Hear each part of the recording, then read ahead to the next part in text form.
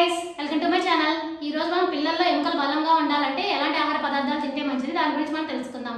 One small reminder, ఏ పాయింట్లో information మీకు వాల్యుబుల్గా అనిపిస్తే నా ఛానల్ తప్పకుండా సబ్స్క్రైబ్ చేసుకోండి, అలాగే లైక్ చేయండి. అప్పుడు ఎక్కువ మందికి ఇన్ఫర్మేషన్ అనేది రీచ్ అవుతుంది. మీ ఫ్రెండ్స్ అండ్ ఫ్యామిలీకి షేర్ చేయండి, వాళ్ళు హెల్తీ ఇన్ఫర్మేషన్ తెలుసుకుంటారు. ఇంకా లేట్ అయితే మన టాపిక్లోకి వెళ్ళిపోదాం.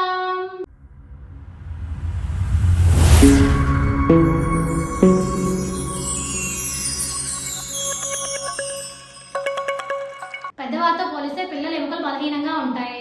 చిన్న దెబ్బలు తగిలినా విరిగిపోతాయి.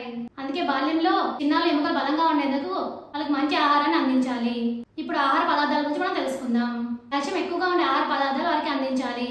కోడిగుడ్లు, ఆకుకూరలు, సోయాబీన్స్, పెరుగు వంటి పదార్థాలు పిల్లలకు అందించాలి. ఇవి తింటే వాళ్ళ ఎముకలు బలంగా ఉంటాయి. శరీరానికి కావాల్సిన కాల్షియం గ్రహించేందుకు విటమిన్ డి అవసరం.